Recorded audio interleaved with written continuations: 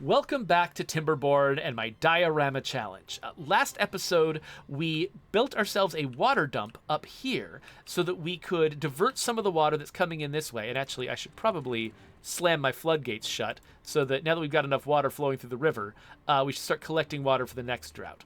So I'm kind of dubious about whether this is going to work during a drought. I might have to pause this during a drought. But for right now, what it's doing is it's putting some water up here, which turns all of this land into arable land, which we can use to grow pine trees. And actually, it looks like we can grow more pine trees here than I thought. We can grow them all the way back here. So let's do that. Place some pine trees. The reason I'm planting these pine trees is so that I can eventually put a tapper's shack here and start manufacturing pine resin, which I can use for some really advanced buildings, including a mine that will land here. But I've still got my other goals in place, which include making my beavers happier. One thing that they would love is some maple pastries. Another thing that they would love is a labor monument, which I think we could probably afford to build sometime soon, or at least get started on. And they're also kind of short on shrines. So I think I'm going to spend this episode trying to shore up those options. Oh, and another thing. They don't have any books. They love books. So the problem is, let me see. So I don't know if I'm making paper fast enough to make books. Books take a lot of paper. Let's see. So, okay. So in order to unlock a printing press, I would need 400 science, which I have. So let's start there. The problem is a printing press, it takes 150 horsepower, and we have pretty much exactly 150 to spare. So that's great. We might just be able to just install one right now and get it going. Let me have a look at where might be the best place to stick it. Because I've kind of got this kind of wasteful use of space over here. It might make sense for me to... Let's see. So how big was the printing press again? It's 4 tiles long. So, like, I could try to put it a place like this. Actually, yeah, that might make sense. Or I could just... Yeah, I could put it here, basically. And it requires stuff that I think I've got enough of, right? I've got more than 50 planks. I've got more than 30 gears, and I've got more than 30 metal. So yeah, it would build pretty fast, so it wouldn't have interrupted everything for very long. That might be an efficient use of my space. I'm just trying to think if there's something cleverer that I can do. But I think there's other places I could stick this, but like, this definitely seems like it's the most efficient. Unless I would still have this. Yeah, let's do that. All right, so we will knock these down, which will just kill all of my industry all at once. Oh my gosh, what are we gonna do? Well, we're going to build a printing press super duper fast. And we got some unused space here where I guess, I don't know, we'll stick a decoration of some kind. Stick a bush there, just so it looks nice. And we'll speed up our beavers and build a printing press. So, the printing press is going to transform paper, lots of paper, into books. So we already have 110 paper stored up. It is maxed out, but I don't think I'm actually manufacturing paper quickly enough to keep this thing fed. And so I'm kind of inclined to also, at the same time, build another engine so that when we inevitably decide that we absolutely need more paper, we'll have the power to fuel it. So we'll do that, and I guess... What is the best way to do this? I guess... Oh wait, did I just... I placed this thing backwards. Hold on. Go away. I gotta turn this thing around. The exit goes on the path. The gears come out the back. That's how it works.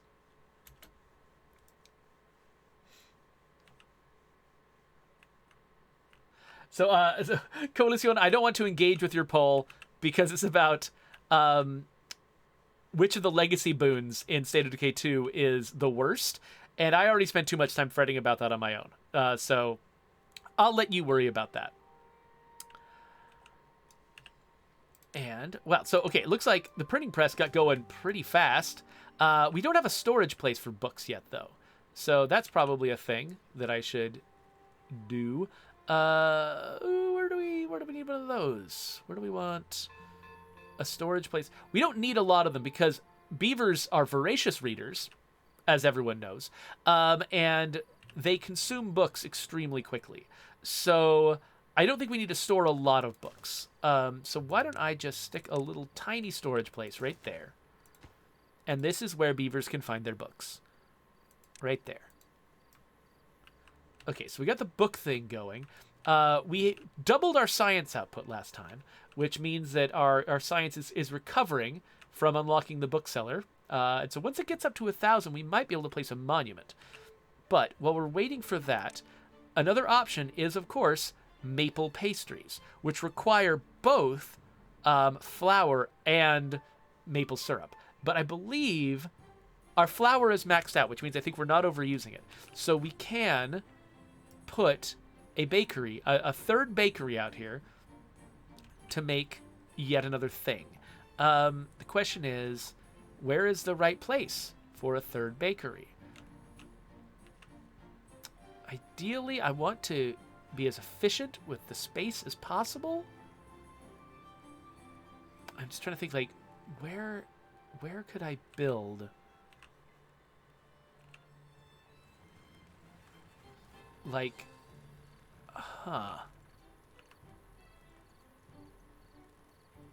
So, like, I could see myself building on top of this, for instance.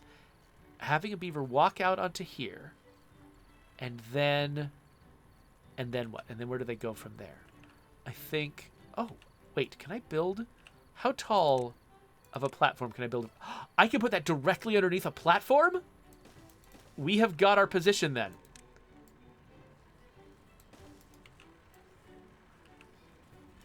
So, yeah, so, okay, so we're going to flatten all of this out. We're going to put a path out here, and then we will stick our bakery on top of that. No wasted space whatsoever. So this is going to be a bakery for maple pastries. And let's put a little storage here. Actually, you know what? Let's kill that. Just to be really illustrative of what it does, let's put a maple storage right there. And so now, oh, check it out how quickly they just emptied out that maple storage. So yeah, so, okay, so now we're going to be making maple pastries, and I believe I already made storage for maple pastries up here. Oh, and this is book storage. I didn't realize I'd already done book storage. I thought that I hadn't done that. Okay, cool. Well, we got space for maple pastries and books, and we've got more books there. I think that this is never going to fill with books. And so I suspect that this actually doesn't need to be books. What can this be? Maybe this should be something like paper. I don't know. Let me make that paper because, okay, we've got our engine. So I think we should, we've got some unemployed beavers. We've got to do something with them. So I think we should build another paper mill. However, our wood is getting way low. So it's entirely possible. Okay, yeah, so we have tapped out this place over here. We're no longer getting a boon, like an influx of wood from these maple trees. And so these maple trees, it looks like a lot of them are just half grown. So we're still like a couple of weeks away. Oh, and this is tapped out. We no longer have access to scrap metal over here. However, we can grow more maple trees here, so I think I'll do that, at least for now. At least until we come up with something else we want to build there. But that means that if we want to keep getting scrap metal, we've got to do it over here now. So luckily, we did build our way up here. So we can stick a scavenger flag there. Continue getting scrap metal. And then, yeah, I am going to build a paper mill. Because I've already got one paper mill that's down here. So I'm going to build a second paper mill up here next to the book shop. Just to make sure we're getting enough. Okay, this is interesting. Okay, so it plugs in like that. And then I think... So it's plugged directly into this engine, but also into the book dealie. And so it's basically just continuing the entire connection there. And then I want to stick that right there. But if I do that, that means that I have to kind of take the roundabout way. A super ridiculously roundabout way. I guess not like this. To actually get into this paper mill. So that's kind of foolish, but whatever. Whatever. We'll see if it works. I don't think that our lines are getting red over here. They're not, so it should be fine. Okay, so we're going to build our paper mill, but now we've got so many things that are just sucking logs. We got all of these bakeries, we got our paper mills, we got our engines. Everything is pulling logs out of our log economy. Let's place maples over here. Everything is pulling logs out. And I'm genuinely not sure how quickly we'll be able to build back the logs that we need. Okay, that guy can reach that, so I just need to mark... I need to mark this spot as being choppable, just to get that last tree there. We can't let a single tree survive. And then we'll make that maple planty place. I'm just thinking I'm going to need to grab as much maple space as I possibly can. So that might mean actually trying to use some of this space. Or some of this space around here. And that would mean, what would that mean? I think that means demolishing this so that I can make a connection here. We're going to strand some beavers, but hopefully we'll fix it up real quick.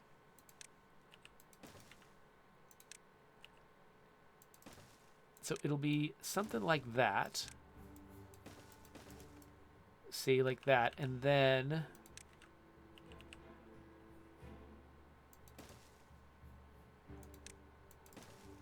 there. Yeah, so we build something like that. Oh, but then that cuts out access to the downstairs, doesn't it? Okay, yeah, so not like that. Not like that. Like this instead. We build a path here, and the stair goes there. And now we have access to this, and then we can plant even more maples. We can plant maples here and here. We don't need a path for tree chopping and tree planting.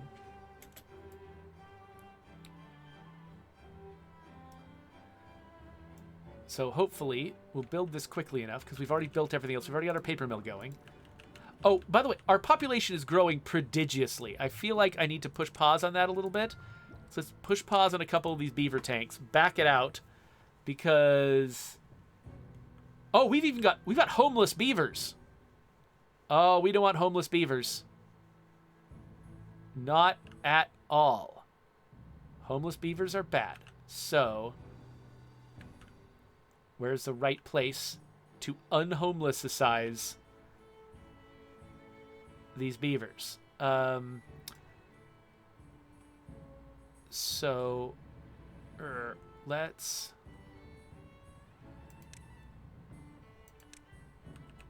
we can do that. What is... I don't know how big this is.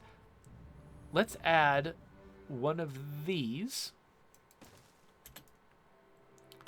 to stay ahead of our burgeoning beaver population.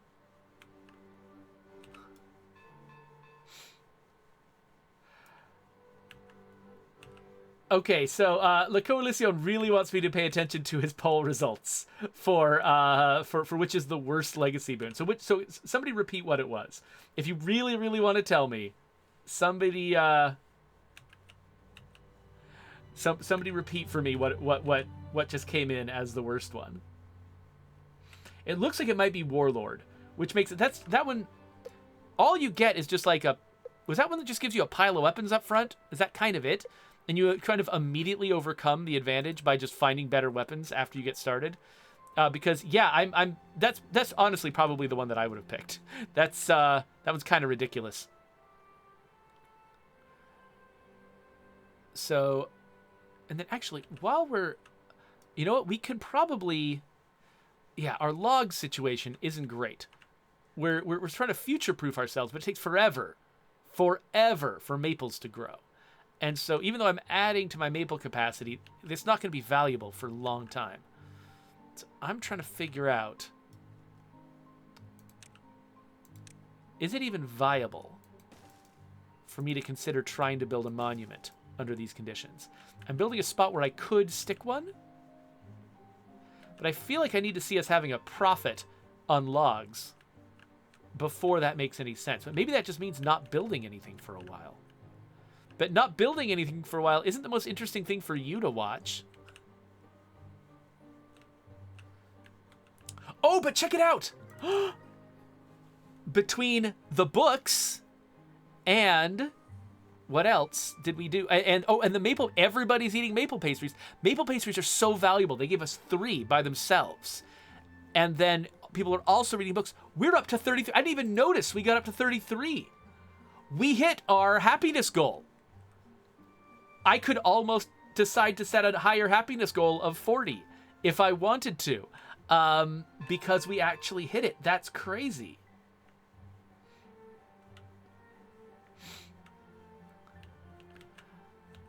Cogs is suggesting maybe the legacy boon should come with something that's more consistently valuable over time. Like, for instance, if you've got the Warlord boon, you get ammo presses, so that you can sort of take advantage of one of the things that the Warlord offers when they're your leader, when they're not your leader.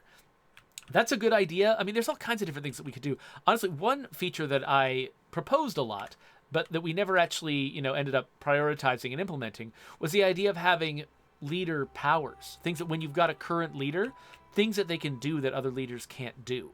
That doesn't rely on you having already beaten the game with that leader. They don't rely on boons. They would just be things that a leader can do. You choose a warlord and then you play differently because you have a warlord. We've got a little bit of that in the facilities. They can build a special facility and that gives them some extra powers, but not as much as you can imagine, right? Like, there's all kinds of other things that you could do. Oh, by the way, since we're talking about making beavers happy, we should stick shrines in some places. Like, wait, can shrines not have roofs? I thought shrines could have roofs. They can't? They have to be in open air. Okay. Well, in that case, I wonder if a shrine might be more valuable than this shrubbery. Or, you know what I should do, actually? I might regret this later. But maybe I could just put a row of shrines out in front here. Just like this, and then just a bunch of shrines. Now what this means is I can't build up the front of this any taller, and so I might undo this later if I, for some reason, decide that I need to have more space, more vertical space here. I actually kind of like, even though I was building this completely haphazardly, I kind of like how it's sort of come together. Like the staircases have all kind of lined up with each other and stuff. It definitely looks better than it could have. And we have gotten ahead of our homeless beavers, and so that's nice.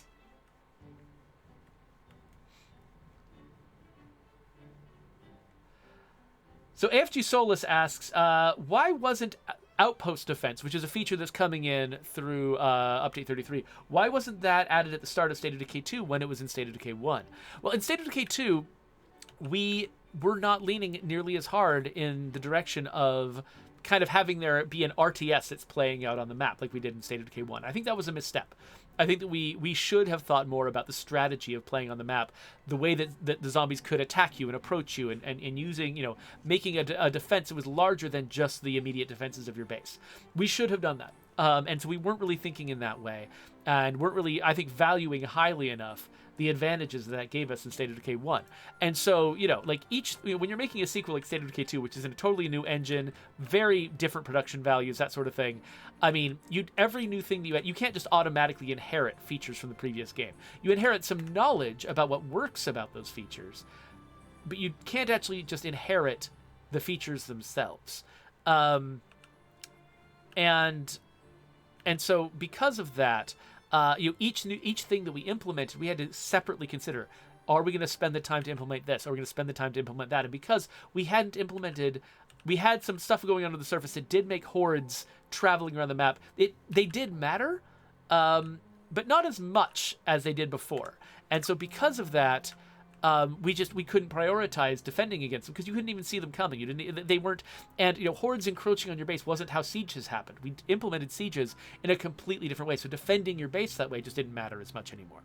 Now we move back to, in update 33, we're moving back to a model that's like that, and now they're valuable. They just wouldn't have been, but in the version of the game that we shipped in 2018, like you could have built outpost defenses and they would have done almost nothing for you. And so we could have put a ton of effort into it and had it be useless, but we decided to just not put any effort into it because it would have been useless. Now it's useful, and so now it belongs in the game.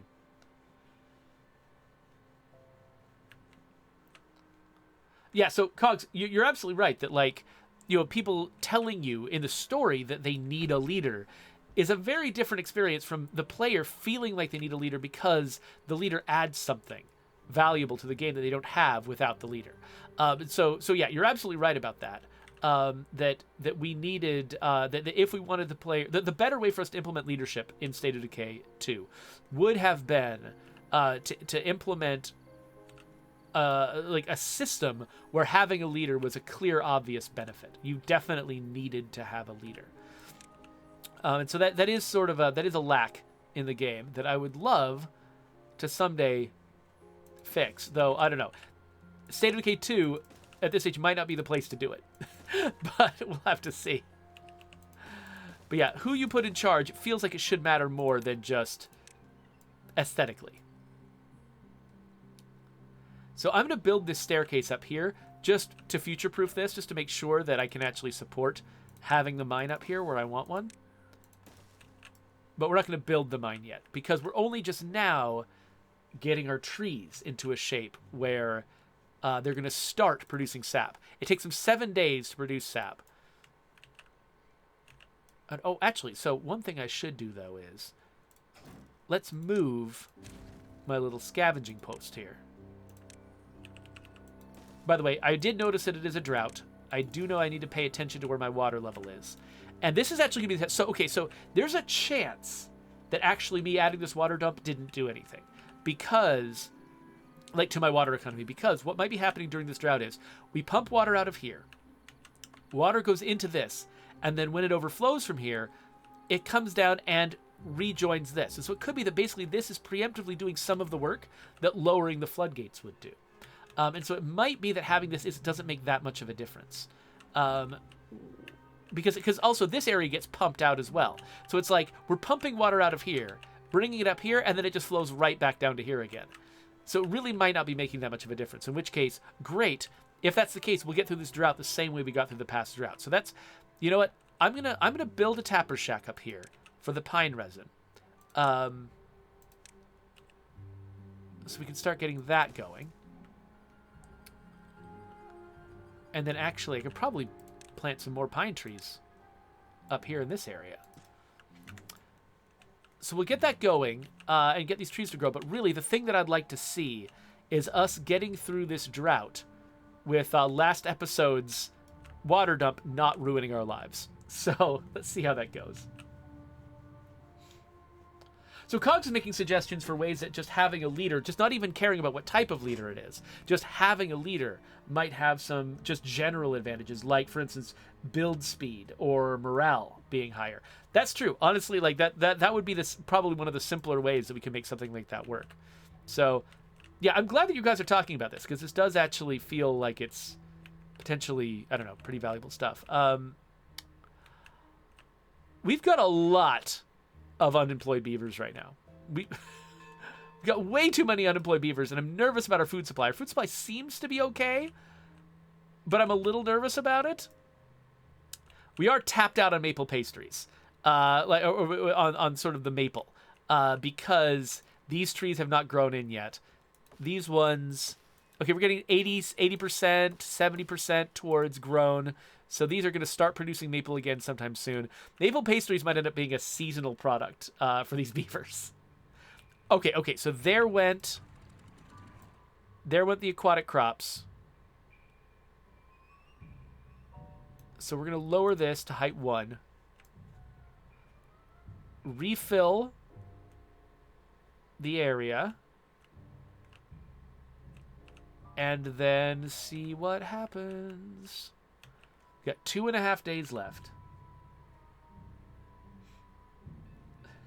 Patent Pending says that my Twitch chat is basically a free focus group. Yeah, I kind of do use you guys for that. You are a self-selected group, so you are not scientific. You represent a very narrow slice of highly engaged State of Decay 2 players, and also a handful of random people who found me by other means who do not play State of Decay 2.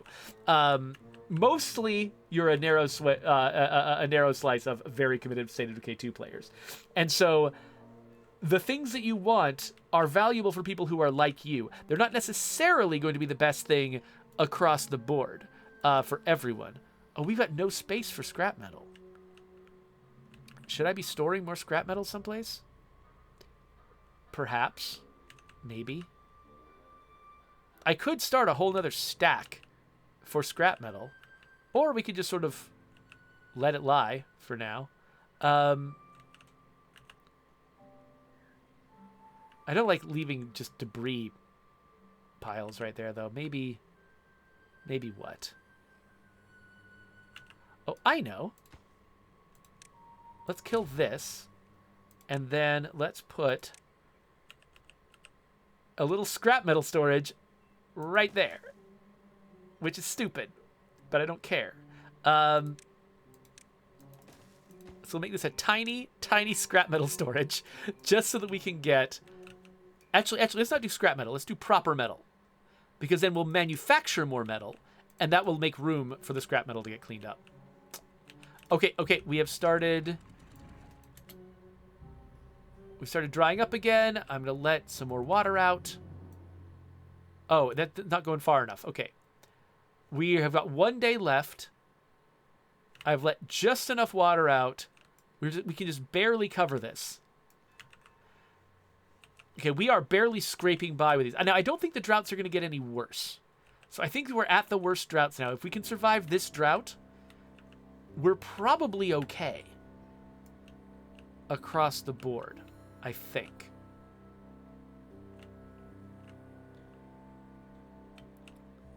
But, so the main problem that I'm seeing now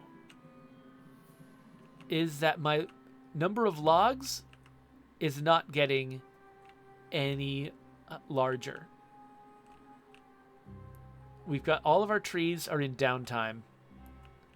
A lot of our trees are being used for other stuff. I'm wondering... Now, these maples have not yet grown, and they won't grow during droughts at all because they get completely dried out. There's not much I can do about that.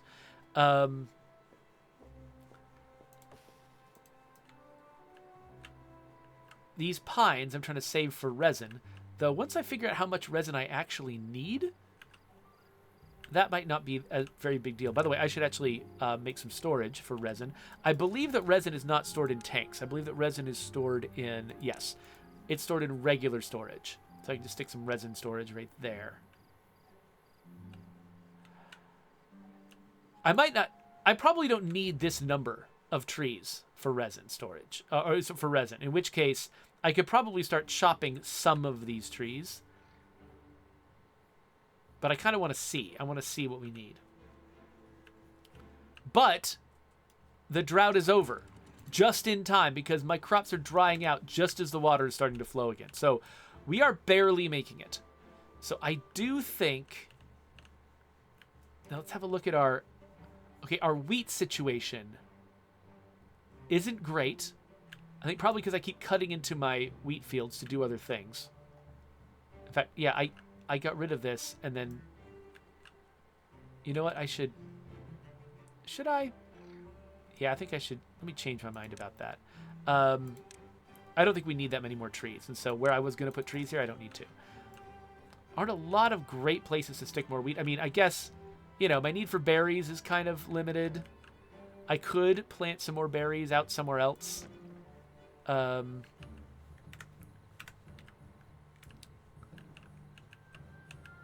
I could cut into these berries a little bit. Okay, I'm really nervous about my population growing out of control. So right now we have tapped out our houses. So I'm going to try to slow our population growth way down. Hopefully that will be enough. But yeah, it looks like we have officially survived the drought. And so now, really the next thing that I need is for these trees to start producing resin, for me to build up enough logs that I can actually build a monument. And we can get... we also need to be able to create the treated planks so we can make our mine. We are really, really close, though. I'm debating whether or not it would be worth it to try and expand the cistern further, to try to make a bigger chunk of it. I just don't even know where would we put it? Where would we put that water? I mean, I could extend it out here into the area that I'm currently using for Spatterdock. I could extend out here into the area I'm currently using for berries. I don't love either of those plans. I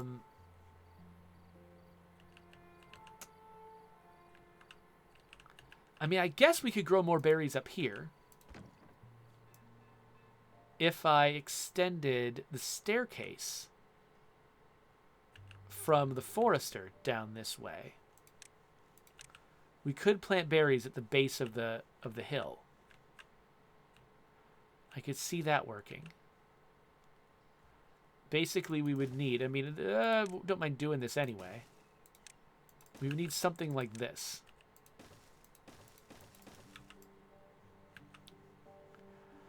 And then we could put berries on either side of this and gather them. That could work. And then we could extend the levee out here.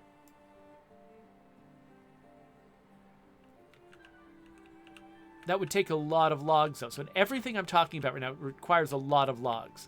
So maybe something that I should do is, maybe we wrap up this episode having successfully kicked off our tapping operation. And actually, oh, check it out. We've collected some pine resin. So this is actually working. So maybe what I need to do is just sort of spend some time, let some of these trees start recovering, don't make any new construction plans, and just start building up logs so that we can build something else in the future.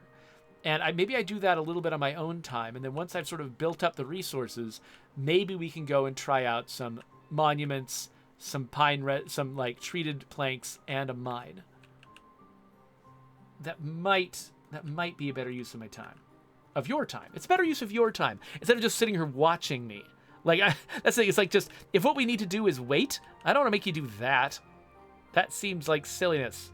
So let me just, I'm just going to plant one, just to make sure that there's space. I'm going to plant one row house. Oh, wait, no, it's taller. Oh, that's stupid. I don't want a row house. Never mind. Yeah, I think maybe we're actually good. It's very easy to just keep like noodling around and just trying to make extra things happen, but I think this kind of works. I think we're okay. So yeah, let me just get a nice shot of this little area here. Maybe this would be a good thumbnail, showing the little tapper shack again. I've already shown a tapper shack before, though. But yeah, so we've, I think we accomplished some things here, though. I'm feeling pretty good. How are you all feeling? Peroxicus says that I could be playing Connect 4 and people would still show up. Well, I really appreciate the sentiment. I struggle to believe that that's actually true, but I appreciate the kind words. Thank you, Peroxicus. Raneth Cord says, as far as you know, is it intended that you should be able to leave a map and then go back to a new copy of the same map? Are you talking about in State of Decay 2? Yeah, so I think so. I mean, I think we let you just reset the current map if we want you to, right? So that's basically the same thing as leaving a map and coming back to a copy of the same map. The thing that you can't do is leave a map you've already done a bunch of stuff in and then come back to that same map with that stuff still done. Like, once you leave a map, we abandon the map. And it just doesn't exist anymore. And if you go back to the same map, it's not really the same place because it's got a whole new... It's been repopulated, basically, like it's a new place. But yeah, I think that is intentional. I think there might have been a point earlier on in the development of State of Decay 2, the ongoing development of State of Decay 2, where we didn't let you go from one map to the same map, just to try to maintain the fiction of going to another place. But I think we might have sort of plowed that under with some of the more recent changes and just said, oh, whatever. People just want to go to the map they want to go to.